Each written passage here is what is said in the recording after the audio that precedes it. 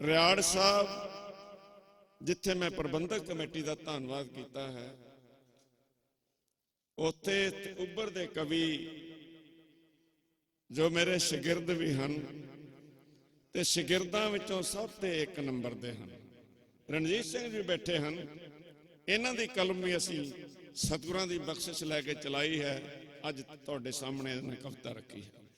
ਇਸ ਤਰ੍ਹਾਂ ਅਸੀਂ ਇਹ ਸੰਗਤਾਂ ਵਿੱਚੋਂ ਉਹਨਾਂ ਬੱਚਿਆਂ ਦੀ ਤਲਾਸ਼ ਕਰ ਰਹੇ ਹਾਂ ਜੋ ਕੁਝ ਲਿਖਣਾ ਚਾਹੁੰਦੇ ਹਨ, ਇਤਿਹਾਸ ਪੜ੍ਹਨਾ ਚਾਹੁੰਦੇ ਹਨ। ਉਹ ਜ਼ਰੂਰ ਪ੍ਰਧਾਨ ਸਾਹਿਬ ਜੀ ਨੂੰ ਆਪਣੀ ਲਿਸਟ ਲਿਖਾਉਣ, ਨਾਂ ਲਿਖਾਉਣ। ਅਸੀਂ ਪ੍ਰਬੰਧ ਕਰਾਂਗੇ ਕਿਤੇ ਆ ਕੇ ਕਲਾਸਾਂ ਜਿਹੜੀਆਂ ਨੇ ਉਹਨਾਂ ਬੱਚਿਆਂ ਦੀਆਂ ਲਾਈਆਂ ਜਾਣ।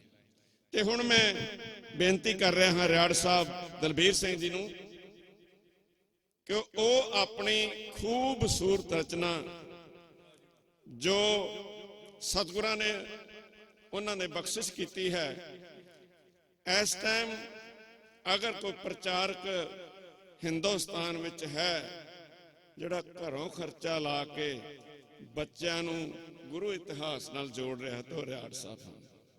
ਇੱਕ ਜਕਾਰਾ ਛੱਡੋ ਖਾਲਸਾ ਜੀ। ਜਲੰਧਰ ਸ਼ਹਿਰ ਦੇ ਵਿੱਚ ਖਾਲਸਾ ਜੀ ਇੱਕ ਸਕੂਲ ਬਣਾਇਆ ਹੈ ਜਿੱਥੇ ਕੋਈ ਫੀਸ ਨਹੀਂ ਲਈ ਜਾਂਦੀ।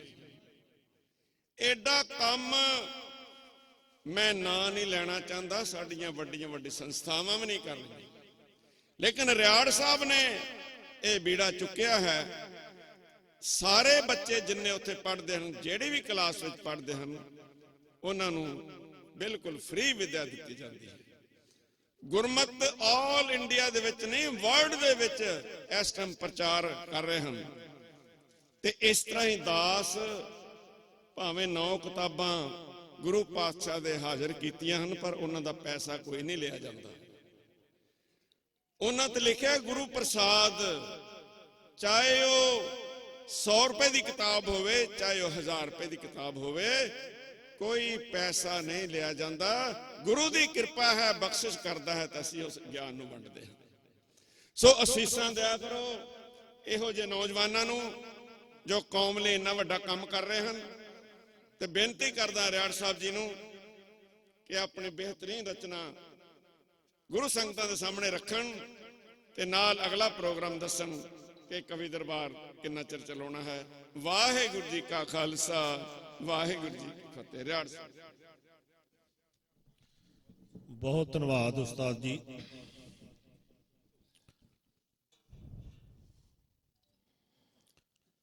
ਪਟਨੇ ਦੀ ਪੌਣ ਵਿੱਚ ਸੁਗੰਧੀਆਂ ਰਲਾ ਗਿਆ। ਬਹੁਤ ਅੱਛੀ ਕਵਿਤਾ ਸਰਦਾਰ ਅਸ਼ਪਾਲ ਸਿੰਘ ਪਾਲ ਜੀ ਨੇ ਕਹੀ ਹੈ ਤੇ ਮੈਨੂੰ ਵੀ ਹੁਕਮ ਹੋਇਆ ਕਿ ਚੰਦ ਕੁ ਲਾਈਨਾਂ ਤੁਹਾਡੇ ਸਨਮੁਖ ਮੈਂ ਵੀ ਰੱਖਾਂ। ਜਦੋਂ ਬਾਲ ਗੋਬਿੰਦ ਰਾਏ ਦਾ ਪ੍ਰਕਾਸ਼ ਹੋਇਆ ਤੇ ਸਢੌਰੇ ਦੇ ਵਿੱਚ ਉਹ ਸਾਈਂ ਭੀਖਣ ਸ਼ਾਹ, ਕਿਉਂਕਿ ਇਸਲਾਮ ਦੇ ਵਿੱਚ ਜਿਹੜੀ ਨਮਾਜ਼ ਪੜ੍ਹੀ ਜਾਂਦੀ ਹੈ ਨਾ, ਉਹ ਪੱਛਮ ਵੱਲ ਨੂੰ ਮੂੰਹ ਕਰਕੇ ਪੜ੍ਹੀ ਜਾਂਦੀ ਹੈ। ਤੇ ਉਸ ਦਿਨ ਸਾਈਂ ਨੇ ਸਜਦਾ ਕੀਤਾ ਪੂਰਬ ਵੱਲ ਨੂੰ ਮੂੰਹ ਕਰਕੇ। ਤੇ ਉਹਨਾਂ ਦੇ ਚੇਲਿਆਂ ਨੇ ਪੁੱਛਿਆ ਕਿ ਸਾਈਂ ਜੀ ਅੱਜ ਕੀ ਗੱਲ ਹੈ, ਅੱਜ ਤੁਸੀਂ ਪੂਰਬ ਵਾਲੇ ਪਾਸੇ ਮੂੰਹ ਕਰਕੇ ਸਜਦਾ ਕਰ ਰਹੇ ਹੋ। ਪਾਲ ਜੀ, ਨਿਮਰ ਜੀ, ਕਿ ਕਰੇ ਸਜਦਾ ਪੱਛਮ ਵੱਲ ਮੂੰਹ ਕਰਕੇ, ਕਰੇ ਸਜਦਾ ਪੱਛਮ ਵੱਲ ਮੂੰਹ ਕਰਕੇ, ਪੱਛਮ ਵੱਲ ਹੀ ਸਾਥੋਂ ਕਰਵਾ ਰਹੇ ਹੋ। ਚਲੀ ਆਈ ਮਰਿਆਦਾ ਇਹ ਬਹੁਤ ਚਿਰ ਤੋਂ, ਚਲੀ ਆਈ ਮਰਿਆਦਾ ਇਹ ਬਹੁਤ ਚਿਰ ਤੋਂ, ਤੁਸੀਂ ਆਪ ਵੀ ਇਹੀ ਅਪਣਾ ਰਹੇ ਹੋ। ਪੱਛਮ ਵੱਲ ਹੈ ਅੱਲਾ ਦਾ ਘਰ ਦੱਸਿਆ, ਸਾਨੂੰ ਚਿਰਾਂ ਤੋਂ ਇਹੀ ਸਮਝਾ ਰਹੇ ਹੋ। ਅੱਜ ਕਰਕੇ ਪੱਛਮ ਵੱਲ ਪਿੱਠ ਸਾਈਆਂ, ਨਮਾਜ਼ ਪੂਰਬ ਵੱਲ ਕਿਹਨੂੰ ਸੁਣਾ ਰਹੇ ਹੋ। ਅੱਜ ਕਰਕੇ ਪੱਛਮ ਵੱਲ ਪਿੱਠ ਸਾਈਆਂ, ਨਮਾਜ਼ ਪੂਰਬ ਵੱਲ ਕਿਹਨੂੰ ਸੁਣਾ ਰਹੇ ਹੋ। ਸਾਈਂ ਆਖਿਆ ਪੂਰਬ ਦਿਸ਼ਾ ਅੰਦਰ, ਸਾਈਂ ਆਖਿਆ ਪੂਰਬ ਦਿਸ਼ਾ ਅੰਦਰ ਅੱਜ ਅੱਲਾ ਦਾ ਆਪ ਅਵਤਾਰ ਆਇਆ। ਲੱਖ ਸੂਰਜਾਂ ਦਾ ਤੇਜ ਪਿਆ ਫਿੱਕਾ, ਲੱਖ ਸੂਰਜਾਂ ਦਾ ਤੇਜ ਪਿਆ ਫਿੱਕਾ, ਕੁੱਲ ਖਲਕਤ ਦਾ ਕਰਨ ਉਧਾਰ ਆਇਆ। ਕਹੋ ਰਾਮ ਰਹੀਮ ਜਾਂ ਕਹੋ ਮਾਧੋ, ਕਹੋ ਰਾਮ ਰਹੀਮ ਜਾਂ ਕਹੋ ਮਾਧੋ, ਜਾਂ ਫਿਰ ਕਹੋ ਕਿ ਕ੍ਰਿਸ਼ਨ ਮੁਰਾਰ ਆਇਆ।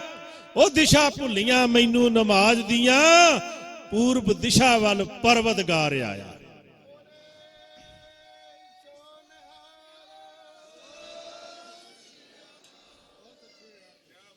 ਦਿਸ਼ਾ ਭੁੱਲ ਗਈਆਂ ਮੈਨੂੰ ਨਮਾਜ਼ ਦੀਆਂ, ਪੂਰਬ ਦਿਸ਼ਾ ਵੱਲ ਪਰਵਤਗਾਰ ਆਇਆ। ਗੁਰੂ ਪਿਆਰਿਓ, ਪਾਤਸ਼ਾਹ ਦੀਆਂ ਕੁਰਬਾਨੀਆਂ ਦਾ ਅਸੀਂ ਮੁੱਲ ਨਹੀਂ ਦੇ ਸਕਦੇ। ਦੇਣਾ ਉਸ ਦਾ ਅਸੀਂ ਨਹੀਂ ਦੇ ਸਕਦੇ। ਪਾਲ ਜੀ, ਦੇਣਾ ਉਸ ਦਾ ਅਸੀਂ ਨਹੀਂ ਦੇ ਸਕਦੇ। ਤਰ੍ਹਾਂ ਤਰ੍ਹਾਂ ਦੇ ਜਿੰਨੇ ਉਪਹਾਰ ਦਿੱਤੇ, ਸੋਹਣੀ ਧੀ ਦਿੱਤੀ, ਸੋਹਣਾ ਪੁੱਤ ਦਿੱਤਾ। ਆ ਸੋਹਣੀ ਧੀ ਦਿੱਤੀ, ਸੋਹਣਾ ਪੁੱਤ ਦਿੱਤਾ, ਸੋਹਣੇ ਹੋਰ ਕਈ ਰਿਸ਼ਤੇਦਾਰ ਦਿੱਤੇ, ਸੋਹਣੇ ਪਰਿਵਾਰਾਂ ਦੀ ਪਾਲਣਾ ਹੋਏ ਸੋਹਣੀ, ਸੋਹਣੇ ਪਰਿਵਾਰਾਂ ਦੀ ਪਾਲਣਾ ਹੋਏ ਸੋਹਣੀ। ਤਾਈਓ ਵਧੀਆ ਤੋਂ ਵਧੀਆ ਰੁਜ਼ਗਾਰ ਦਿੱਤੇ। ਅੰਮ੍ਰਿਤ ਵੇਲੇ ਤੂੰ ਪੜਿਆ ਕਰੇ ਬਾਣੀ, ਅੰਮ੍ਰਿਤ ਵੇਲੇ ਤੂੰ ਪੜਿਆ ਕਰੇ ਬਾਣੀ। ਤੈਨੂੰ ਇਸੇ ਲਈ ਮਹਿਲ ਉਸਾਰ ਦਿੱਤੇ, ਖਾਵੇਂ ਪੀਵੇਂ ਤੇ ਮਾਣਦਾ ਰਹੇ ਮੌਜਾਂ। ਤੈਨੂੰ ਭੋਜਨ ਵੀ 36 ਪ੍ਰਕਾਰ ਦਿੱਤੇ। ਰਿਆੜ ਉਹਦੀ ਕੁਰਬਾਨੀ ਵੀ ਯਾਦ ਰੱਖੀਏ, ਜਿੰਨੇ ਚਾਰੇ ਹੀ ਸਾਡੇ ਤੋਂ ਵਾਰ ਦਿੱਤੇ।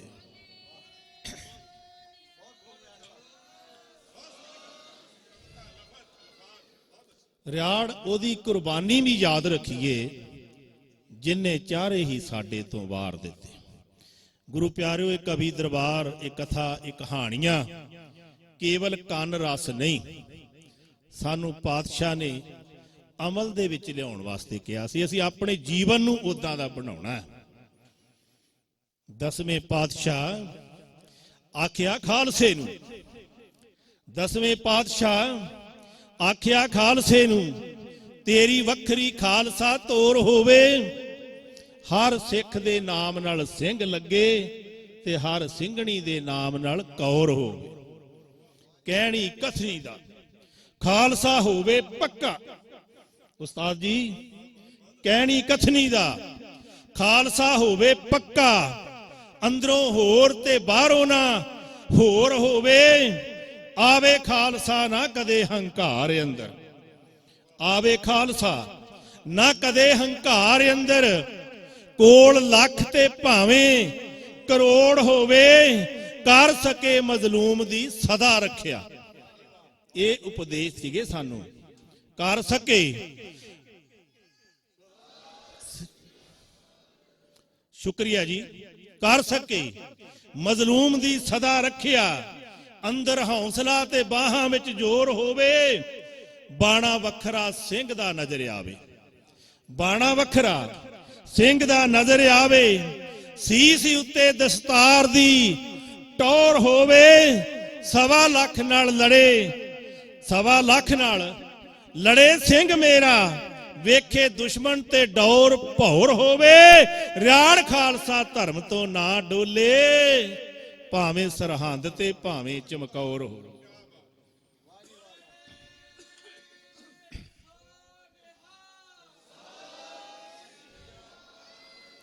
ਸਵਾ ਲੱਖ ਨਾਲ ਲੜੇ ਸਿੰਘ ਮੇਰਾ। ਵੇਖੇ ਦੁਸ਼ਮਣ ਤੇ ਡੌਰ ਭੌਰ ਹੋਵੇ। ਰਿਆੜ ਖਾਲਸਾ ਧਰਮ ਤੋਂ ਨਾ ਡੋਲੇ, ਭਾਵੇਂ ਸਰਹੰਦ ਤੇ ਭਾਵੇਂ ਚਮਕੌਰ ਹੋਵੇ। ਭਾਵੇਂ ਸਰਹੰਦ ਤੇ ਭਾਵੇਂ ਚਮਕੌਰ ਹੋਵੇ। ਪਾਤਸ਼ਾਹ ਜਿਵੇਂ ਪਹਿਲਾਂ ਜ਼ਿਕਰ ਕੀਤਾ ਕਿ ਕੇਵਲ 42 ਸਾਲ ਉਮਰ ਹੈ। ਉਸ ਬਾਜਾਂ ਵਾਲੇ ਦੀ, ਉਸ ਤਾਜਾਂ ਵਾਲੇ ਦੀ, ਉਸ ਕਲਗੀਆਂ ਵਾਲੇ ਦੀ ਸਿਫਤ ਅਸੀਂ ਇਸ ਮੂੰਹ ਨਾਲ ਸੰਪੂਰਨ ਤੌਰ ਤੇ ਕਰ ਨਹੀਂ ਸਕਦੇ। ਅਸੀਂ ਹਰ ਕਿਸੇ ਨੂੰ ਕਹਿ ਦਿੰਦੇ ਆ ਫਲਾਣਾ ਸਾਹਿਬ, ਸਹਿਜੇ ਹੀ ਕਹਿ ਦਿੰਦੇ ਆ ਫਲਾਣਾ ਸਾਹਿਬ, ਪਰ ਪਾਤਸ਼ਾਹ ਦੀ ਜਦੋਂ ਗੱਲ ਕਰਦੇ ਆ ਨਾ, ਉਦੋਂ ਸਾਡੇ ਮੂੰਹੋਂ ਸਹਿਮ ਨਹੀਂ ਨਿਕਲਦਾ। ਸਾਹਿਬੇ ਕਮਾਲ, ਸਾਹਿਬ ਤੇ ਸਾਰਿਆਂ ਨੂੰ ਕਿਹਾ ਜਾਂਦਾ, ਪਰ ਸਾਹਿਬੇ ਕਮਾਲ ਇੱਕੋ ਹੀ ਉਹ ਬਾਜਾਂ ਵਾਲਾ ਦਸ਼ਮੇਸ਼ ਪਿਤਾ, ਉਹਦੇ ਕੰਮਾਂ ਨੂੰ ਵੇਖ ਕੇ ਮਨੁੱਖਤਾ ਵਾਸਤੇ ਜੋ ਕੁਝ ਉਹ ਕਰ ਗਏ ਨੇ, ਉਹਨੂੰ ਦੇਖ ਕੇ ਸਾਹਿਬੇ ਕਮਾਲ ਆਪ ਮੁਹਾਰੇ ਹੀ ਮੂੰਹੋਂ ਨਿਕਲਦਾ। ਕਿਉਂ ਕਿ ਇੱਕ ਵਿਅਕਤੀ ਵਿੱਚ ਇੰਨੇ ਗੁਣ ਹੋਣੇ, ਇੱਕ ਵਿਅਕਤੀ ਵਿੱਚ ਇੰਨੇ ਗੁਣ ਹੋਣੇ ਸੌਖਾ ਨਹੀਂ। ਜੇ ਕੋਈ ਸਵਾਲ ਕਹਿੰਦੇ, ਜਰ ਜੋਰੂ ਜ਼ਮੀਨ ਦਾ ਨਹੀਂ ਲਾਲਚ, ਜਰ ਜੋਰੂ ਜ਼ਮੀਨ ਦਾ ਨਹੀਂ ਲਾਲਚ, ਖੜਦਾ ਰਿਹਾ ਮਜ਼ਲੂਮਾਂ ਦੇ ਨਾਲ, ਕਹਿੰਦੇ ਆਪ ਕਵੀ ਤੇ ਕਵੀਆਂ ਨੂੰ ਪਿਆਰ ਕੀਤਾ, ਭਰ ਭਰ ਦਿੰਦਾ ਸੀ ਮੋਹਰਾਂ ਦੀ ਢਾਲ, ਕਹਿੰਦੇ ਘੁੱਗ ਵਸਦਾ ਆਨੰਦਪੁਰ ਛੱਡ ਦਿੱਤਾ, ਭੁੱਖੇ ਸਿੰਘਾਂ ਦਾ ਆਇਆ ਖਿਆਲ, ਕਹਿੰਦੇ ਘੁੱਗ ਵਸਦਾ ਆਨੰਦਪੁਰ ਛੱਡ ਦਿੱਤਾ, ਭੁੱਖੇ ਸਿੰਘਾਂ ਦਾ ਆਇਆ ਖਿਆਲ, ਕਹਿੰਦੇ ਸਰਸਾ ਲੰਘਿਆ ਕਿਵੇਂ ਪਰਿਵਾਰ ਸਾਰਾ, ਠੰਡਾ ਪਾਣੀ ਤੇ ਭਰ ਸਿਆਲ, ਕਹਿੰਦੇ ਬਾਜਾਂ ਵਾਲਿਆ ਸ਼ਾਹਾਂ ਦੇ ਸ਼ਹਿਨਸ਼ਾਹ,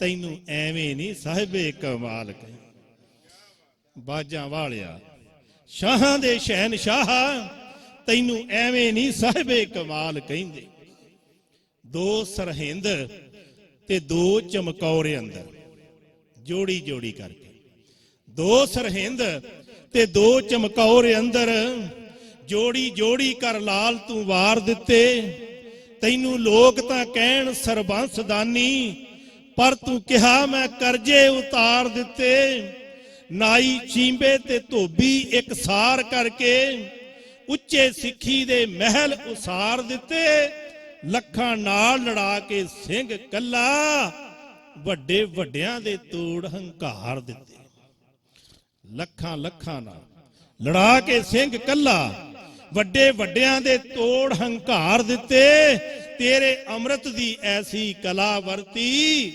ਮੁਰਦੇ ਦਿਲਾਂ ਨੂੰ ਦਿੱਤਾ ਜੀਵਾਲ, ਕਹਿੰਦੇ ਬਾਜਾਂ ਵਾਲਿਆ ਸ਼ਾਹਾਂ ਦੇ ਸ਼ਹਿਨਸ਼ਾਹ, ਤੈਨੂੰ ਐਵੇਂ ਨਹੀਂ ਸਾਹਿਬੇ ਕਮਾਲ, ਕਹਿੰਦੇ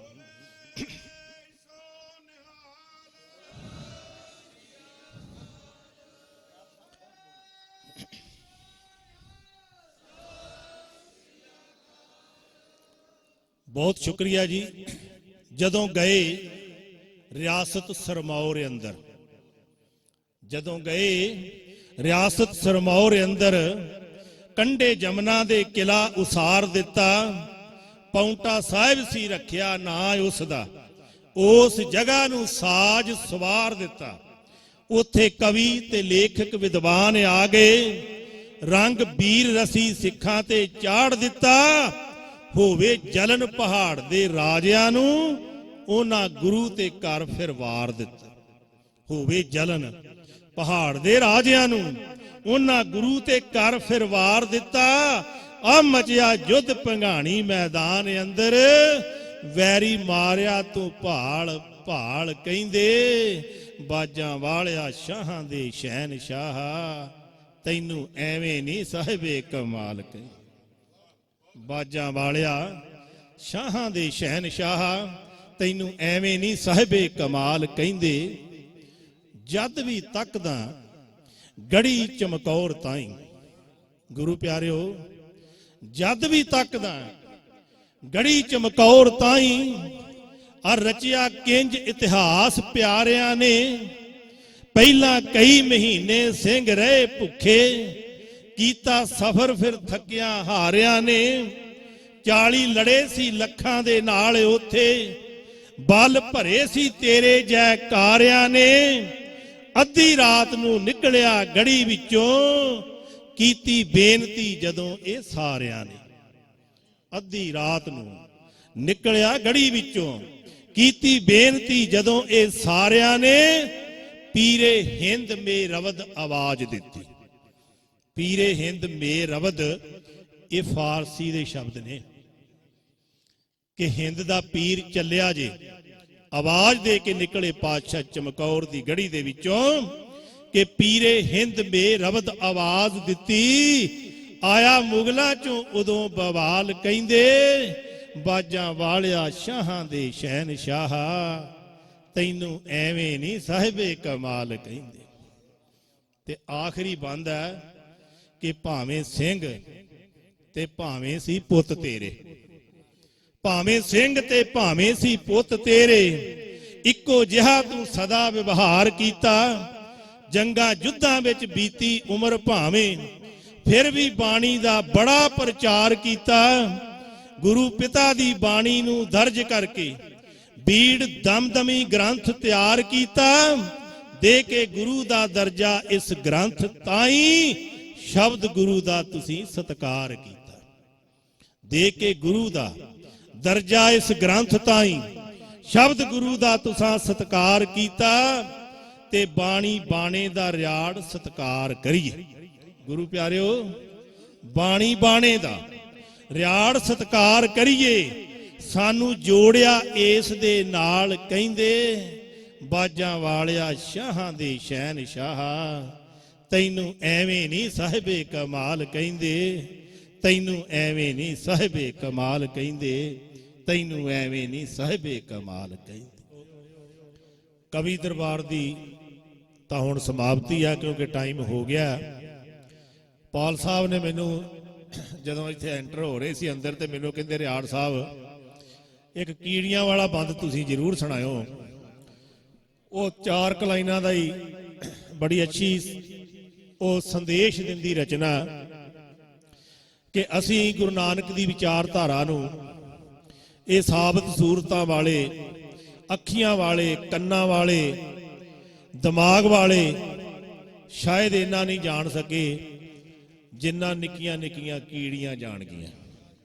ਕੀੜੀਆਂ ਨੂੰ ਕਿਤੇ ਧਿਆਨ ਨਾਲ ਦੇਖੀਏ ਨਾ ਉਹਨਾਂ ਦੇ ਜੀਵਨ ਨੂੰ, ਤੇ ਮੈਨੂੰ ਲੱਗਦਾ ਵੀ ਗੁਰੂ ਨਾਨਕ ਪਾਤਸ਼ਾਹ ਦੇ ਸਾਰੇ ਹੀ ਸੰਦੇਸ਼ ਕੀੜੀਆਂ ਸਮਝ ਗਈਆਂ। ਛੋਟਾ ਜਿਹਾ ਉਹ ਜੀਵ ਹੈ। ਸਾਂਝੀਵਾਲਤਾ ਦੀ ਗੱਲ ਉਹ ਦੱਸ ਦਿੰਦੀਆਂ, ਕਿਰਤ ਕਰਨ ਦੀ ਗੱਲ ਉਹ ਦੱਸ ਦਿੰਦੀਆਂ, ਬਜ਼ੁਰਗਾਂ ਨੂੰ ਕਿਵੇਂ ਸੰਭਾਲਣਾ ਉਹ ਗੱਲ ਦੱਸ ਦਿੰਦੀਆਂ। ਸਿੱਖ ਸਿੱਖ ਬੰਦਿਆ, ਸਿੱਖ ਕੀੜੀਆਂ ਤੋਂ। ਨਿਮਰ ਜੀ, ਸਿੱਖ ਸਿੱਖ ਬੰਦਿਆ, ਸਿੱਖ ਕੀੜੀਆਂ ਤੋਂ। ਨਿੱਕੀ ਖੁੱਡ ਵਿੱਚ ਇਕੱਠੀਆਂ ਰਹਿੰਦੀਆਂ ਨੇ, ਸਾਰਾ ਦਿਨ ਹੀ ਕਿਰਤ ਵਿੱਚ ਰਹਿਣ ਰੁੱਝੀਆਂ। ਧਿਆਨ ਨਾਲ ਦੇਖਿਆ ਕਰੋ। ਸਾਰਾ ਦਿਨ ਹੀ ਕਿਰਤ ਵਿੱਚ ਰਹਿਣ ਰੁੱਝੀਆਂ, ਘੜੀ ਪਲ ਨਹੀਂ ਵੇਲੀਆਂ ਬਹਿੰਦੀਆਂ ਨੇ। ਕਦੇ ਰਸਤੇ ਚੋਂ ਮਿਲਦੀਆਂ ਸਾਥਣਾ ਨੂੰ, ਕਦੇ ਰਸਤੇ ਚੋਂ ਮਿਲਦੀਆਂ ਸਾਥਣਾ ਨੂੰ। ਗੱਲ ਵਕੜੀ ਪਾ ਕੁਝ ਕਹਿੰਦੀਆਂ ਨੇ। ਕੱਦ ਛੋਟਾ ਪਰ ਜਿਗਰਾ ਬਹੁਤ ਵੱਡਾ, ਕੱਦ ਛੋਟਾ ਪਰ ਜਿਗਰਾ ਬਹੁਤ ਵੱਡਾ। ਮਾਰ ਮੌਸਮਾਂ ਦੀ ਸਦਾ ਹੀ ਸਹਿੰਦੀਆਂ ਨੇ। ਹਾਥੀ ਕਦੇ ਵੀ ਨਹੀਂ ਇਹ ਕਰ ਸਕਦਾ। ਕਿੱਡਾ ਵੱਡਾ ਜਾਨਵਰ ਆ ਕਿ ਹਾਥੀ ਕਦੇ ਵੀ ਨਹੀਂ ਇਹ ਕਰ ਸਕਦਾ। ਬਿਖਰੀ ਰੇਤ ਚੋਂ ਖੰਡ ਚੁਣ ਲੈਂਦੀਆਂ ਨੇ, ਭਾਵੇਂ ਅੱਖੀਆਂ ਮਾਲਕ ਨੇ ਨਹੀਂ ਦਿੱਤੀਆਂ। ਗੁਰੂ ਪਿਆਰਿਓ, ਕੀੜੀ ਦੀਆਂ ਅੱਖਾਂ ਨਹੀਂ ਜੇ ਹੁੰਦੀਆਂ, ਭਾਵੇਂ ਅੱਖੀਆਂ ਮਾਲਕ ਨੇ ਨਹੀਂ ਦਿੱਤੀਆਂ, ਤਾਂ ਵੀ ਰਾਹੋਂ ਕੁਰਾਹੇ ਨਹੀਂ ਪੈਂਦੀਆਂ ਨੇ। ਉਹ ਮਹਿਲਾਂ ਵਾਲਿਆ, ਮਹਿਲਾਂ ਨੂੰ ਕੀ ਕਰਨਾ? ਮਹਿਲਾਂ ਵਾਲਿਆ, ਮਹਿਲਾਂ ਨੂੰ ਕੀ ਕਰਨਾ? ਜੀ ਟੱਬਰ ਦੇ ਜੇ ਇਕੱਠੇ ਨਹੀਂ ਬਹਿ ਸਕਦੇ, ਰਿਆੜ 3-3 ਮੰਜ਼ਲਾਂ ਦਾ ਕੀ ਫਾਇਦਾ ਜੇ ਪੁੱਤ ਮਾਪਿਆਂ ਨਾਲ ਨਹੀਂ ਰਹਿ ਸਕਦੇ।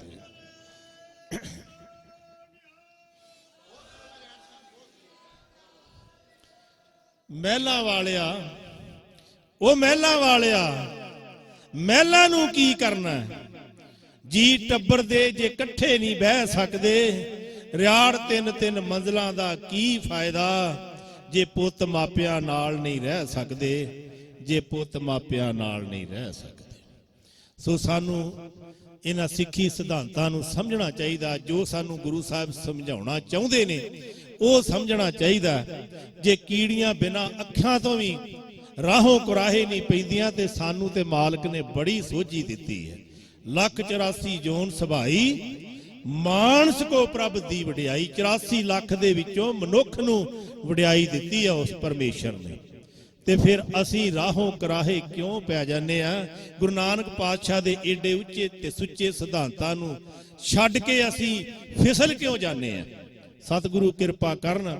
ਇਹ ਕਵੀ ਦਰਬਾਰ, ਇਹ ਢਾਡੀ ਦਰਬਾਰ, ਇਹ ਕਥਾ ਦਰਬਾਰ, ਕੀਰਤਨ ਦਰਬਾਰ ਸਾਨੂੰ ਸੋਝੀ ਦੇਣ, ਅਸੀਂ ਸੁਚੇਤ ਹੋਈਏ, ਅਸੀਂ ਸਮੇਂ ਨੂੰ ਪਛਾਣੀਏ ਤੇ ਇਹਨਾਂ ਸਿਧਾਂਤਾਂ ਨੂੰ ਪੂਰੇ ਸੰਸਾਰ ਦੇ ਅੰਦਰ ਇੱਕ ਪ੍ਰਚਾਰਕ ਬਣ ਕੇ ਪ੍ਰਚਾਰੀਏ।